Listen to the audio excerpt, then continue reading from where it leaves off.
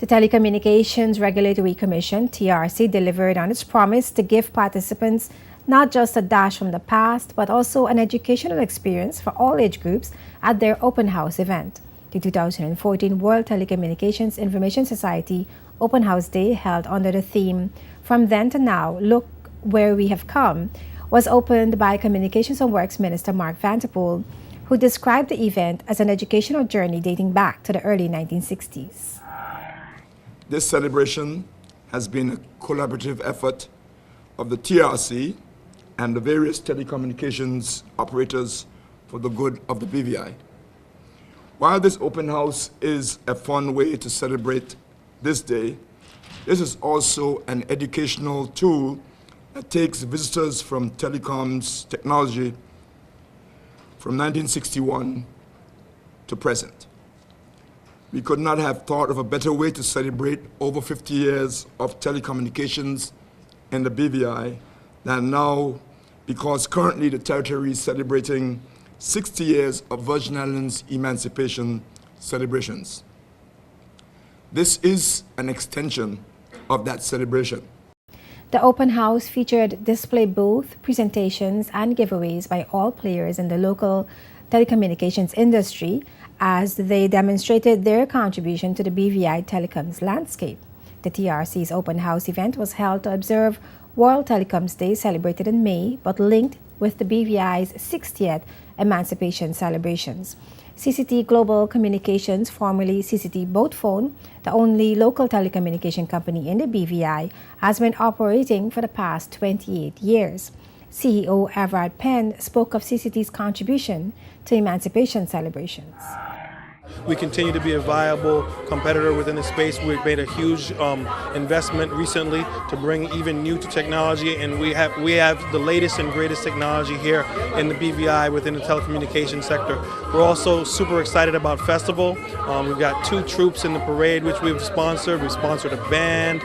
We're going to be the lead sponsor at August Tuesday races. We're going to have lots of specials down there. Invite everybody to come down to the track, and then when Festival starts to wind down, you know, we all go to Carrot Bay, and we're the lead sponsor for Carrot Bay Fiesta, bringing Masha Montano. We think it's going to be a great party. We're hoping everybody comes out. You know, we're really showing our commitment to the community, and obviously, you know, being from the community, being the local provider, you know, we really want to make a big splash for Festival, so we're really excited about it. And Digicel started operations in the BVI in 2008, the 24th market for the UK company, and the most recent to offer telecommunication services in the BVI. Digicel is also happy for the opportunity to contribute to festival's Diamond Jubilee celebrations. We were happy to sponsor the event. I mean, it's long coming. Most of the other providers had it, and it's Digicel chance this year. So we were glad to take over the village, and it's like giving back to the community. It's something that Digicel does religiously. And as far as the 50th in telecommunication, we are happy to be a part of that in the BVI. I mean, we've been a short while, as I said, the last provider, only 6 years now, but we have made a name for ourselves. I think we are #1. General Manager at Lime BVI, Sean O'Geist, boasted of being the longest-serving telecoms service provider in the territory. Lime's display booth was decorated with various exhibits that mapped the evolution of telecoms in the BVI. For us in BVI, Cable and Wireless and Lime, transition to Lime, we have been here the longest. And it is, again, those times when the awareness hits you that we have such a rich history. So you know that. But when you start dusting the things to take out to display and start having the conversations, then you get all of those fond memories of who we are and all that we've done. And we have been in the Caribbean for a long time. We've been in BVI for a long time. And one of the things that I would like you to capture today is that we actually have an original piece of the first transatlantic telegraph cable that came across into this region in 1872. And it's like, geez, that's a piece of history.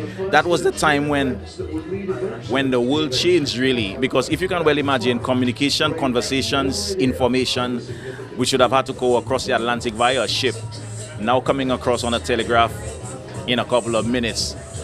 I mean, I was not there at the time, but I could well imagine, you know, what that would have done and how that would have transformed the region. Compared to the rest of the world, we're not that far. We are better than many other places. One of the things we began measuring more closely now is the performance of our networks compared to world class. And we are not far behind. In fact, in many instances, we are there. We do suffer some issues, the terrain, the power. We have a couple of challenges, but with the investments that we're making now, we're going to get past those. Wow, so the telecom future looks bright for BVI. Definitely. Let's talk about the Diamond Jubilee celebrations and Lime's involvement. Right. So we have sponsored, and I'm trying to remember, I think we are part of 3 troops, and we have also done the Soca Monarch, and we've just signed off East End. We've just done that. So we'll be providing a lot of support to East End. The Telecommunications Regulatory Commission also marked 50 years of telecoms in the BVI with an awards luncheon at Maria's by the Sea on July 31st. 6 stalwarts of communication in the British Virgin Islands were recognized for their contributions at the awards luncheon. Vernon Pickering of the Island Sun newspaper, Lionel Abbott and Dora Harrigan of the Beacon newspaper, Merritt Herbert of ZBVI radio station, Dave Douglas of Virgin Islands Television VITV, and the late Arthur Swain of the then Telecommunications Department in government.